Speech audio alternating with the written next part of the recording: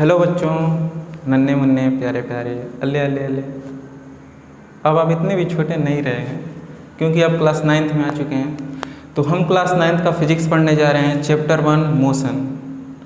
इस लेक्चर में हम पढ़ेंगे मोशन और रेस्ट का प्रॉपर डिफिनीसन, रेक्टिलिनियर मोशन क्या होता है ये समझेंगे, वेक्टर एंड स्केलर क्वांटिटी क्या होता है ये देखेंगे, डिस्टेंस और डिस्प्लेसमेंट समझेंगे और इस पे ढेर सारे न्यूमेरिकल सॉल्व करेंगे हर तरीके के।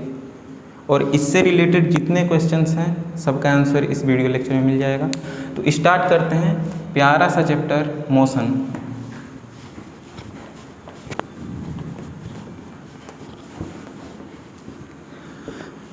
वैसे साइंस 3 पार्ट में डिवाइड हो चुका है, फिजिक्स, केमिस्ट्री और बायो। तो हम फिजिक्स पढ़ने जा रहे हैं चैप्टर 1 मोशन। अच्छा, मोशन क्या होता है इसको एक एग्जाम्पल के थ्रू समझते हैं। फॉर एग्ज़ाम्पल हम एक पोजीशन से दूसरे पोजीशन तक चल कर आए तो आप बोलेंगे कि हम मोशन में हैं। बट अगर हम एक कार एज्यूम करें, ठीक है,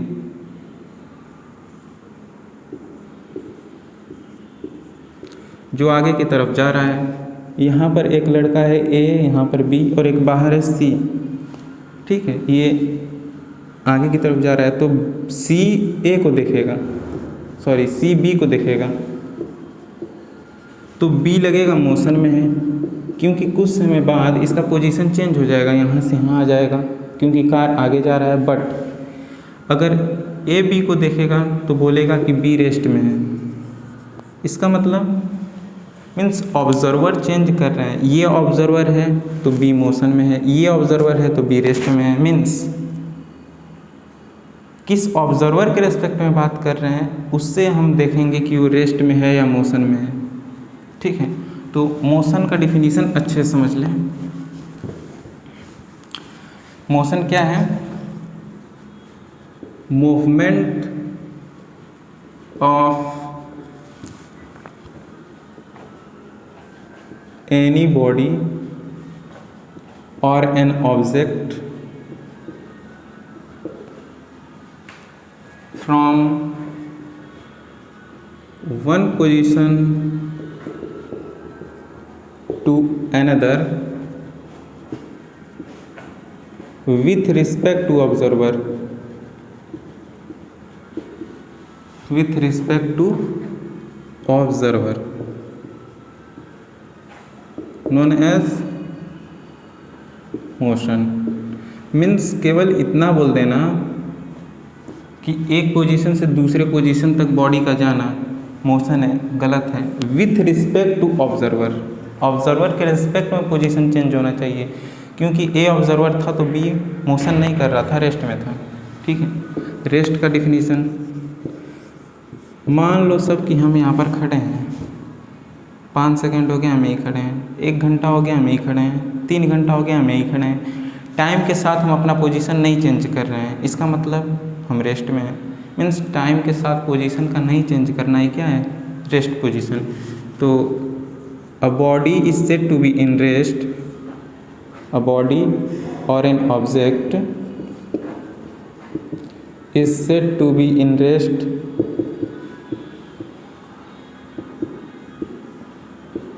if it do not change its position with respect to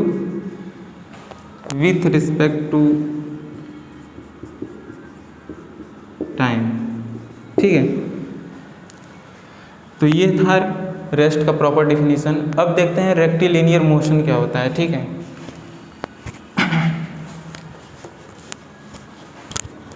rectilinear motion,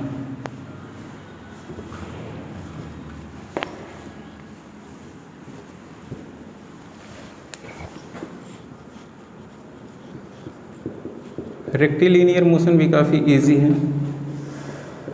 for example कोई कार है हाईवे पे और वो सीधा चल रही है। फॉर एग्ज़ाम्पल ये मार्कर है और ये सीधा जा रहा है, means motion in straight line, straight path में चलना ही क्या है? रेक्टिलिनियर मोशन है। तो इसको डिफाइन कैसे करेंगे? Motion in a straight line, motion of an body और an object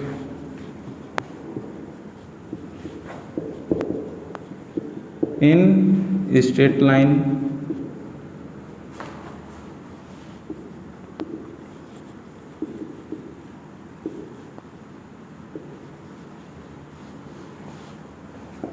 is known as rectilinear motion। तो ये तो काफ़ी इजी था। इसका एग्जाम्पल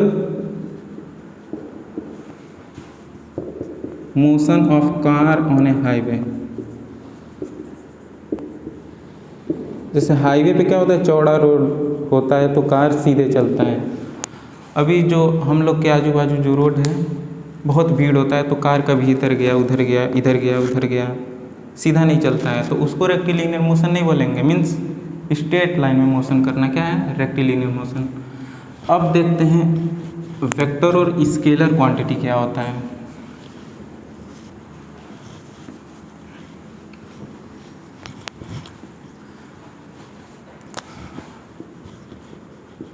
वेक्टर क्वांटिटी पहले डिफाइन कर लेते हैं, फिर एक अच्छे से एग्जांपल से वेक्टर क्वांटिटी को समझेंगे। Those quantities which have both magnitude as well as direction are called as vector quantity। ठीक है। फॉर एग्जाम्पल कि यहाँ पर एक बॉक्स है और हम इधर से फोर्स लगा रहे हैं, फोर्स मान लेते हैं 50 न्यूटन का लगा रहे हैं। अच्छा, ये जो न्यूटन है फोर्स का यूनिट है, ये अभी हम आगे पढ़ेंगे तो इसके बारे में नहीं सोचना है कि ये 50 न्यूटन क्या है। मीन्स फोर्स है 50 न्यूटन फोर्स अप्लाई कर रहे हैं, आगे पढ़ना है हमें। जैसे डिस्टेंस का मीटर यूनिट होता है वैसे ही फोर्स का न्यूटन। अच्छा, इस पे हम 50 न्यूटन का फोर्स अप्लाई कर रहे हैं तो जाहिर सी बात है इसके पास मैग्नीट्यूड है। मैग्नीट्यूड क्या होता है, ये न्यूमेरिकल वैल्यू, जो न्यूमेरिकल वैल्यू है इसी को हम क्या बोलते हैं, मैग्नीट्यूड। ये नहीं भूलना है। नाउ सेकेंड थिंग, हम फोर्स इधर से लगा रहे हैं तो ये इधर ही जाएगा, मीन्स डायरेक्शन है इसके पास। तो फोर्स के पास मैग्नीट्यूड भी है, डायरेक्शन भी है, तो हम क्या बोलेंगे फोर्स को, force is a vector quantity. Force is a vector quantity. अच्छा, डिस्प्लेसमेंट भी क्या है, वेक्टर क्वांटिटी, जो हम अभी पढ़ेंगे तो काफ़ी अच्छे से क्लियर होगा। Vector velocity, acceleration,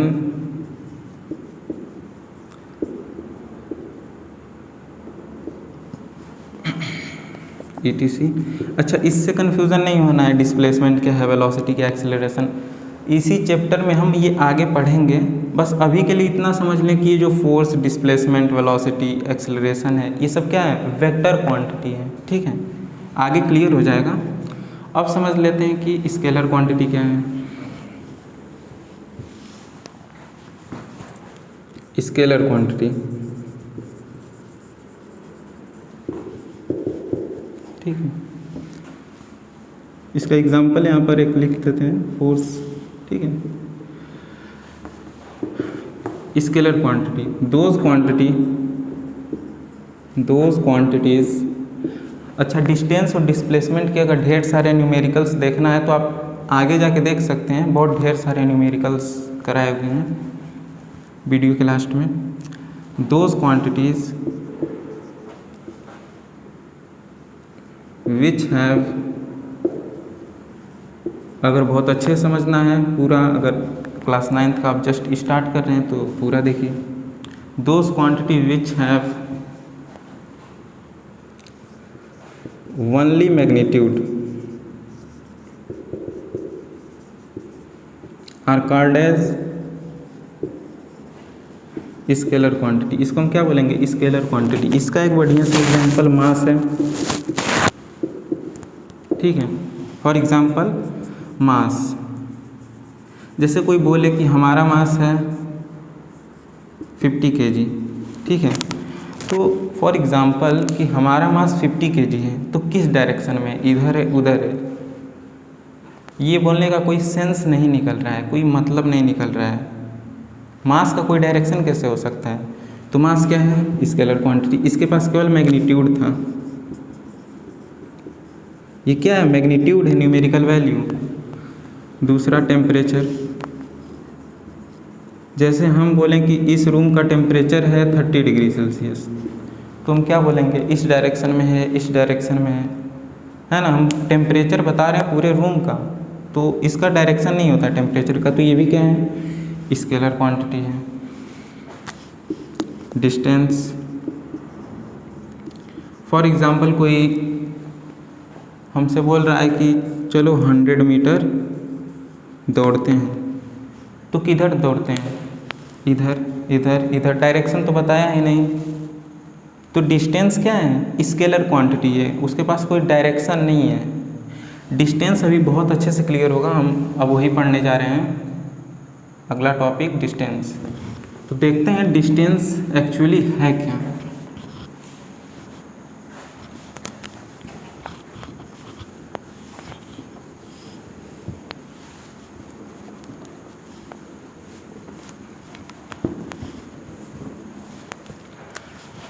Now distance,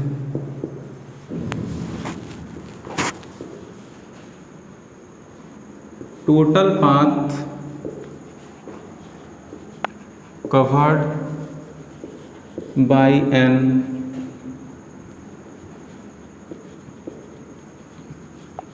a body or an object is called as distance.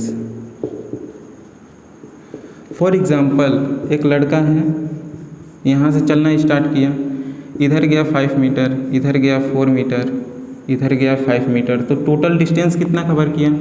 5 + 4 + 5, total distance covered by a body और एन ऑब्जेक्ट, ठीक है। तो जितना डिस्टेंस कवर कर रहे हैं वही डिस्टेंस है, ये तो काफ़ी सिंपल है। कितना आएगा? ठीक है, 14 मीटर। अच्छा, जो डिस्टेंस होता है it is a scalar quantity. Distance क्या है? Scalar quantity.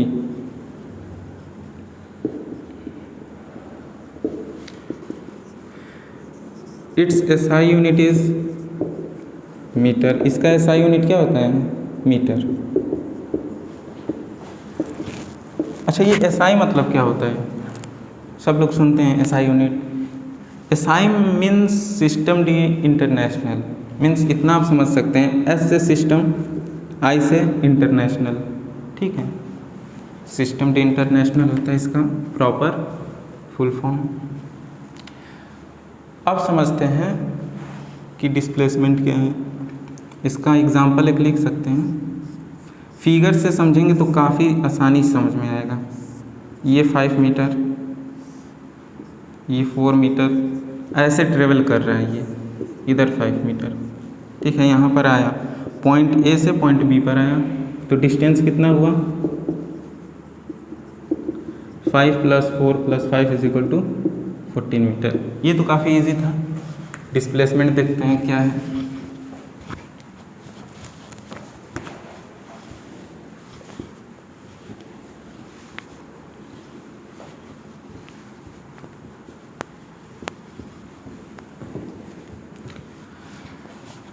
अब देखेंगे हम डिस्प्लेसमेंट क्या है, ठीक है।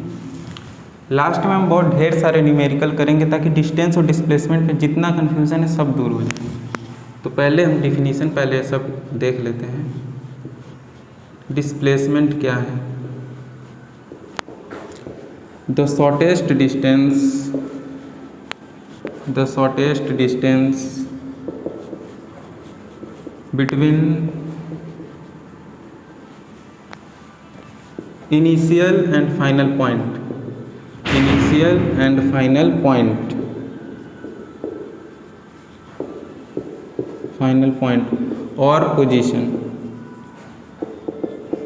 ठीक है, is called displacement, is called displacement, ठीक है।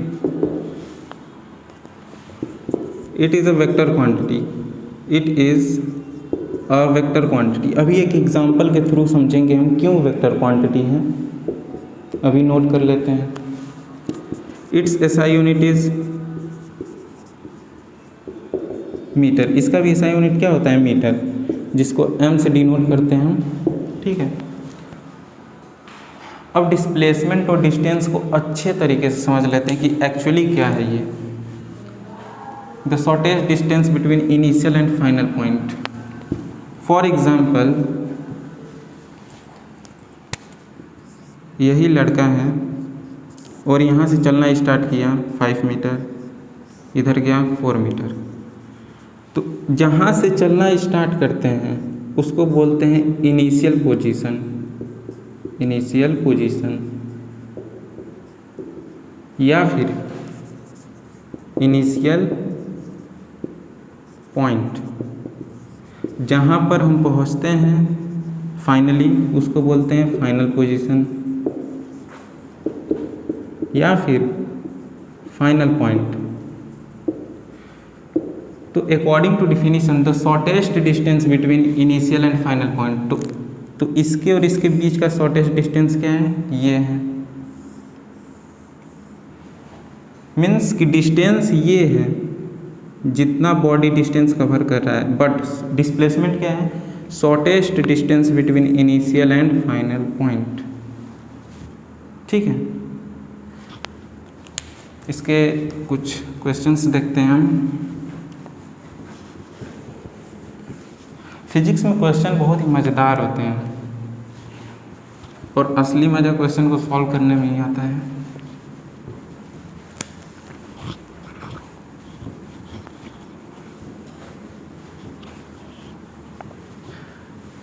मीन्स डिफिनीशन है वो तो आप रट के पास कर सकते हैं। मीन्स कोई क्वेश्चन दे दिया जाए, अगर कंसेप्ट ना क्लियर हो तो गलत हो जाएगा, तो कंसेप्ट क्लियर करना ज़रूरी है। तो देखते हैं क्वेश्चन 1 के थ्रू। फॉर एग्जाम्पल, अच्छा, क्वेश्चन लेने से पहले 2 इम्पोर्टेंट पॉइंट। पाइथागोरस थ्योरम क्या होता है, इसका काफ़ी यूज है इसमें। पाइथागोरस थ्योरम मैथ में है, ये थोड़ा सा डिस्कस कर लेते हैं। फॉर एग्जाम्पल, एक राइट एंगल्ड ट्रायंगल है, ठीक है, इसको हाइपोटेनस बोलते हैं, इसको परपेंडिकुलर, इसको बेस, ठीक है। तो हाइपोटेनस का स्क्वायर किसके इक्वल होता है, बेस का स्क्वायर प्लस परपेंडिकुलर का स्क्वायर, ये तो सबको मालूम है। तो इस फार्मूले का हम बार बार यूज करेंगे। अच्छा, जो सर्कल होता है इसका जो सर्कम्फ्रेंस है कितना होगा अगर रेडियस r है, तो मीन्स ये डिस्टेंस कितना है, ये पाथ,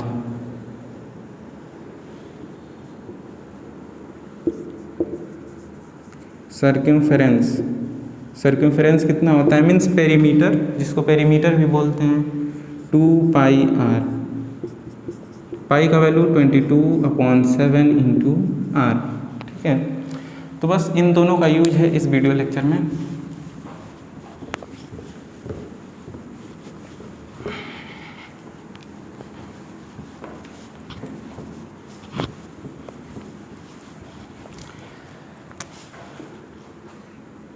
मान लेते हैं कि ये लड़का है, पॉइंट ए से चलना स्टार्ट किया 5 मीटर,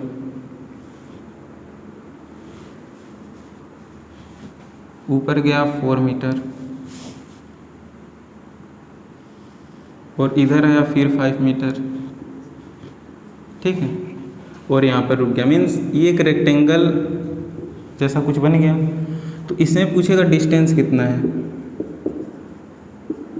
तो डिस्टेंस क्या होगा, ये पूरा जोड़ देंगे, 5 + 4 + 5 मीन्स 14 मीटर। बट डिस्प्लेसमेंट क्या है, डिस्प्लेसमेंट कोई बोलेगा इसमें डिस्प्लेसमेंट निकालना है, the shortest distance between initial and final point is equal to 4 metre. Clear आ रहा है? ठीक है, बिल्कुल क्लियर आ रहा है। ठीक है, ये 4 मीटर आएगा। एक और देखते हैं एग्जाम्पल। धीरे धीरे क्वेश्चन का लेवल हम बढ़ाएंगे।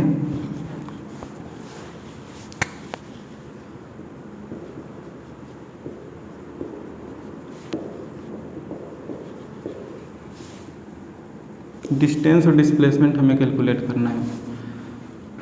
मान लेते हैं कि यहाँ पर कोई लड़की है, इस पॉइंट से चलना स्टार्ट की, यहाँ से यहाँ गई 12 मीटर, ठीक है, और यहाँ से यहाँ गई 5 मीटर। तो find the distance and displacement.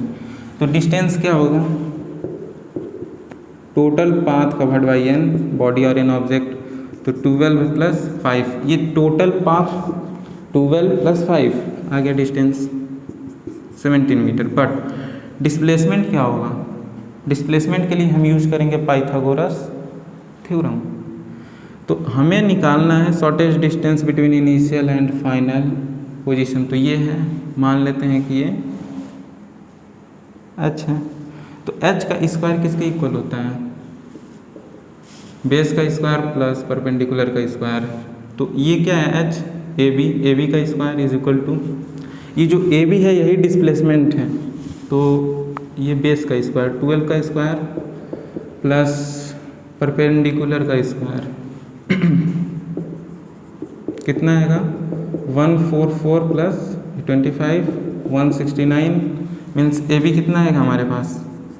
Root में 169 इज इक्वल टू 13 मीटर। ठीक है, कितना आएगा? 13 मीटर।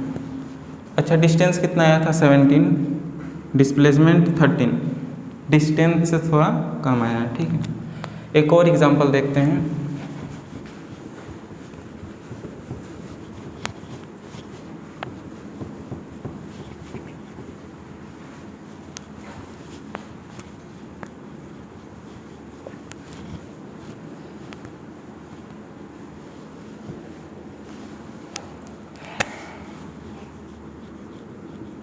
मान लेते हैं कि यहाँ पर एक लड़का है, ठीक है, और ये दौड़ना स्टार्ट किया, ठीक है, और दौड़ कैसे रहा है? कुछ ऐसे दौड़ रहा है, और दौड़ते दौड़ते यहाँ पर आ गया, यहाँ पर आके रुक गया, कुछ सेमी सर्कल का फॉर्मेशन कर दिया जिसका रेडियस 14 मीटर है। ठीक है,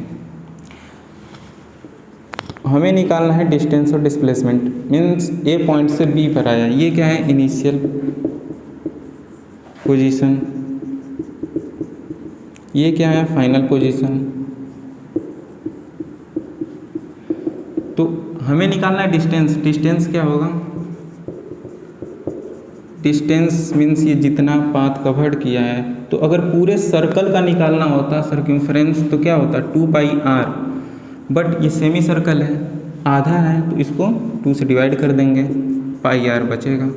पाई का वैल्यू 22/7, रेडियस 14, कितना आएगा? 44 मीटर। ठीक है, डिस्टेंस आएगा 44 मीटर। डिस्प्लेसमेंट कितना आएगा?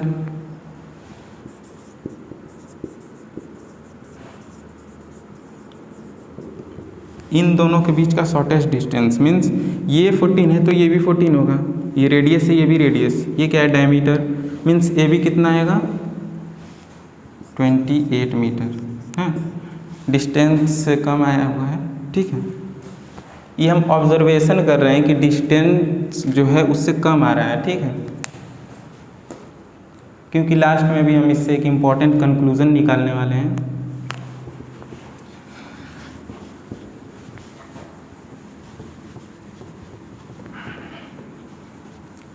क्योंकि एग्ज़ाम में पूछता है इन दोनों में डिफरेंस बिटवीन डिस्टेंस और डिस्प्लेसमेंट, तो ये सब काफ़ी इम्पॉर्टेंट है, ऐसे क्वेश्चन करके ही समझ में आने वाले हैं।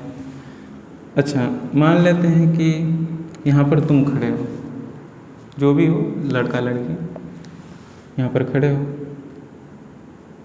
यहाँ से चलना स्टार्ट किए और घूम कर फिर यहीं पर आ गए। ठीक है, जहाँ से चलना स्टार्ट किए फिर वहीं पर घूम के आ गए, मीन्स बी पॉइंट भी यहीं पर है। अच्छा, तुम रेडियस का फॉर्मेशन कर रहे हो 14, तो डिस्टेंस और डिस्प्लेसमेंट निकालना है, तो डिस्टेंस कितना होगा, काफ़ी इजी है। Circumference of a circle 2 pi r, 2 × 22/7, radius 14, 2 times 44 × 2 = 88 metre. ठीक है। अच्छा, डिस्प्लेसमेंट क्या होगा, कोई पता है? 0 ना। क्यों? क्योंकि इनिशियल पोजीशन यही है, फाइनल पोजीशन भी यही है। तो इनिशियल पोजीशन और फाइनल पोजीशन के बीच का शॉर्टेस्ट डिस्टेंस क्या है, 0 है। कोइंसाइड कर गया है दोनों पॉइंट एक ही दूसरे पे। कोइंसाइड मीन्स एक पॉइंट है उसी पे दूसरा पॉइंट। ठीक है। अच्छा, यहाँ पर डिस्प्लेसमेंट 0 आ गया ना, डिस्टेंस 88। एक और एग्जांपल देखते हैं बढ़िया सा।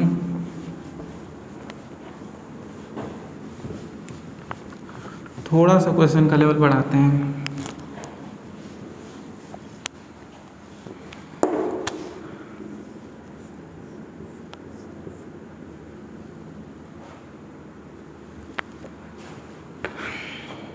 मान लेते हैं कि ये कोई लड़की है, ठीक है, पॉइंट ए पर है, ये चलना स्टार्ट की, चलते चलते चलते चलते यहाँ पर आई 12 मीटर। ठीक है। ये क्या हुआ कि 5 मीटर ऊपर गई। ठीक है। 4 मीटर इधर गई, 3 मीटर ऊपर गई। ठीक है। यहाँ से फिर इसी पोजीशन पे आ गई। समझ में आ रहा है कुछ? यहाँ से चलना स्टार्ट की है, चलते चलते कुछ इसी पोजीशन पे फिर आ गई, मीन्स ये बी पॉइंट है। तो हमें निकालना है डिस्टेंस और डिस्प्लेसमेंट। तो डिस्टेंस कितना होगा, ये काफ़ी इजी है। क्यों? क्योंकि 12 + 5 + 4 + 3 ये डिस्टेंस कवर की, ये भी डिस्टेंस कवर की है। तो ये कैसे निकालेंगे, यूजिंग पाइथागोरस थ्योरम। तो h² = ये क्या है, हाइपोटेनस के जैसा वर्क करेगा, तो ये बेस के जैसा 4² + 3², परपेंडिकुलर 3 है। तो h² = 16 + 9 = 25। h रूट में 25 किसका स्क्वायर है, 5 का। तो ये 5 आएगा। तो यहाँ पे 5 जोड़ देंगे, कितना आएगा, 5 5 ये 10 हो गया, ये 16 और 3 19 मीन्स 29। ठीक है। डिस्टेंस इतना आया। डिस्प्लेसमेंट कितना आएगा, मीन्स डिस्प्लेसमेंट तो ये है, इनिशियल पोजीशन और फाइनल पोजीशन के बीच का शॉर्टेस्ट डिस्टेंस। मीन्स यहाँ भी हम पाइथागोरस थ्योरम यूज करेंगे। मीन्स AB का स्क्वायर किसके इक्वल होगा, बेस का स्क्वायर, परपेंडिकुलर का स्क्वायर, कितना आएगा 144 AB का स्क्वायर। तो AB कितना आएगा एग्जैक्टली, रूट में 169 आएगा। ये किसका है, स्क्वायर 13 का ना। तो ये कितना आएगा 13 मीटर। ठीक है।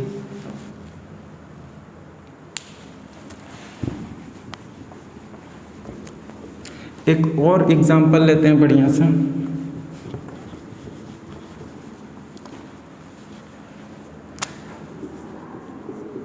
यहाँ पर एक लड़का खड़ा है पॉइंट ए पर, ये यहाँ से यहाँ गया 5 मीटर। ठीक है।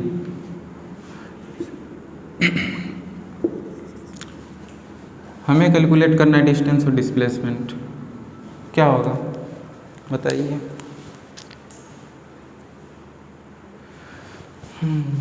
30 मिनट होने वाले हैं। यहाँ पे डिस्टेंस कितना होगा, 5 मीटर, इतना ही ना चला है। डिस्प्लेसमेंट कितना होगा, 5 मीटर। इन दोनों के बीच का शॉर्टेस्ट डिस्टेंस यहाँ है, मीन्स ये दोनों इक्वल हो गए। तो अब हम एक कंक्लूजन बनाने वाले हैं डिस्टेंस और डिस्प्लेसमेंट पे। देखते हैं क्या। पहला, जो डिस्प्लेसमेंट है और जो डिस्टेंस है, मीन्स ये कभी निगेटिव नहीं होगा, पॉजिटिव ही होगा। मीन्स जो डिस्टेंस हम कवर करते हैं निगेटिव में कभी नहीं आता है, लेंथ कभी निगेटिव में नहीं आता है, ठीक है।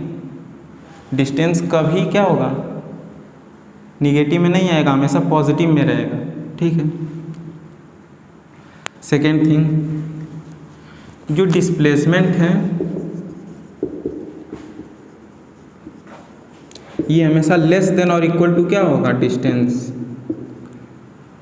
हम बार बार देख चुके हैं कि जो डिस्प्लेसमेंट है हमेशा कम ही आ रहा है, और ये इक्वल का साइन क्यों, एक जो लास्ट वाला क्वेश्चन किए उसमें इक्वल भी आ रहा था। मीन्स जो डिस्प्लेसमेंट है वो डिस्टेंस या तो कम आएगा या इक्वल। इसको हम लोग बोलते हैं क्वेश्चन को सॉल्व करके कुछ ऑब्जर्व करना। ये हम ऑब्जर्व किए, ये ऑब्जर्वेशन है जो कि करेक्ट है, ठीक है। अच्छा, कोई बॉडी है, यहाँ से चलना स्टार्ट किया और घूम रहा है, घूम रहा है, घूम रहा है, घूम फिर के फिर इसी पोजीशन पे आ गया, तो डिस्प्लेसमेंट कितना होगा, 0। मीन्स एक पोजीशन से चलना और फिर घूमकर उसी पोजीशन पे आ जाना, मीन्स डिस्प्लेसमेंट 0। वहाँ सोचना ही नहीं है, कितना भी तुम इधर उधर जाओ, लेकिन अगर उसी पोजीशन पे आ गए तो डिस्प्लेसमेंट कितना होगा, 0। कोई कन्फ्यूज़न नहीं होना चाहिए इसमें। एक और क्वेश्चन लेते हैं बढ़िया सा।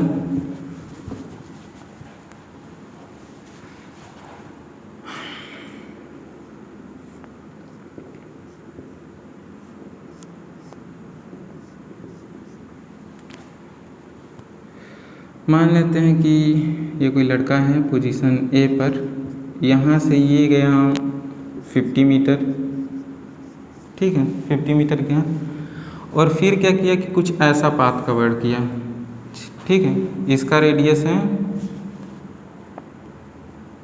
28 मीटर, ठीक है। कुछ ऐसे पाथ कवर किया, मीन्स यहाँ पर आ चुका है, ए से बी पर आ गया। हमें क्या कैलकुलेट करना है, डिस्टेंस और डिस्प्लेसमेंट, तो कैलकुलेट हो जाएगा। ये होमवर्क है आप लोगों के लिए, ट्राई कर सकते हैं, आंसर आ जाए तो कमेंट कर दीजिएगा।